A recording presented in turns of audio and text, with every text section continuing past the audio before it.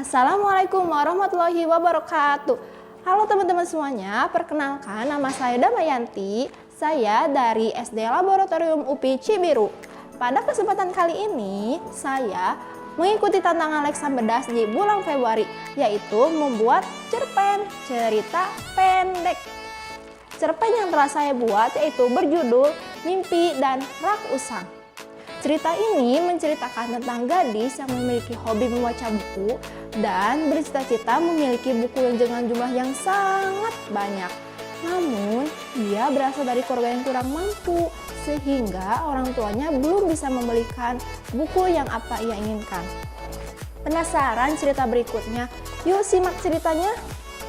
Pada suatu hari, gadis berambut sebahu dan berkulit kuning langsat itu sedang diam di kamarnya sambil menatap rak usang di sudut kamarnya.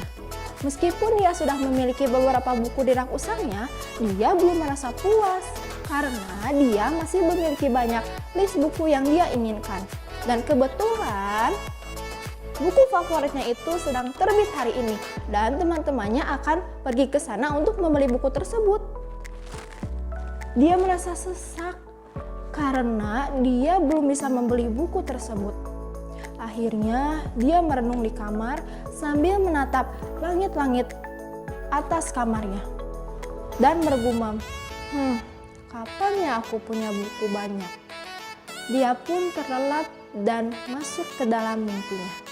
Di mimpinya itu, dia melihat bahwa rak usangnya tersebut berubah menjadi rak 3 tingkat beserta buku-buku yang banyak dan beragam, sampulnya baru dan sangat cantik.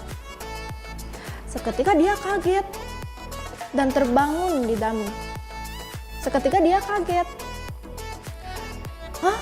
Kok rak aku jadi berubah 3 tingkat ya? Dia kaget. Setelah itu, dia merasa tidak percaya bahwa apa yang dia impikan sebelumnya terwujudkan hari itu juga. Setelah itu dia melihat-lihat bukunya, membuka-buka sampulnya. Dia merasa bangga dan dia langsung berteriak, "Hore! Akhirnya aku punya banyak buku bagus dan buku-buku favorit juga ada di sini." Keesokan harinya dia pergi ke sekolah. Dia sambil membawa buku-bukunya itu, termasuk novel favorit yang baru terbit kemarin. Saat memasuki ruangan kelas, teman-temannya kaget. Kenapa tiba-tiba Sekar membawa banyak buku, termasuk buku yang kemarin baru terbit? Teman-temannya pun menghampiri meja Sekar dan mereka pun memuji Sekar. "Wah Sekar, kamu hebat sekali ya, sudah punya buku yang banyak dan buku yang baru terbit kemarin." Dan gurunya pun ikut memuji. "Iya ya Sekar, karena kan Sekar orangnya suka membaca buku." Hati Sekar sangat senang sekali karena mendengar pujian tersebut. Namun kebahagiaan tersebut tidak berlangsung lama. Sesampainya di rumah, dia kembali memastikan bahwa rak tersebut benar-benar ada di kamarnya. Namun dia mendengar suara aneh dari belakang rak tersebut. Suara apa itu? Ternyata pas dia lihat di belakang raknya itu penuh dengan rayap-rayap. Dia teringat bahwa dia belum pernah membersihkan raknya ataupun bukunya, sehingga rak tersebut dihinggapi sama rayap. Dia kaget. Tiba-tiba rayap tersebut menghinggapi ke seluruh buku dan masuk ke dalam raknya. Dia kaget. "Tidak, buku aku!" Rayap-rayap tersebut menggerogoti rak kayu tersebut dan rak kayu tersebut perlahan-lahan rapuh dan buku-buku ini jatuh. Brak! Semua buku-buku yang ada di rak tersebut jatuh karena rak tersebut tidak bisa menahan buku yang sebanyak itu. Sekar ketakutan. "Aduh, gimana ini?" Dan kemudian raknya pun karena tidak kuat menahan bukunya dan sudah rapuh, raknya juga terjatuh. Brak!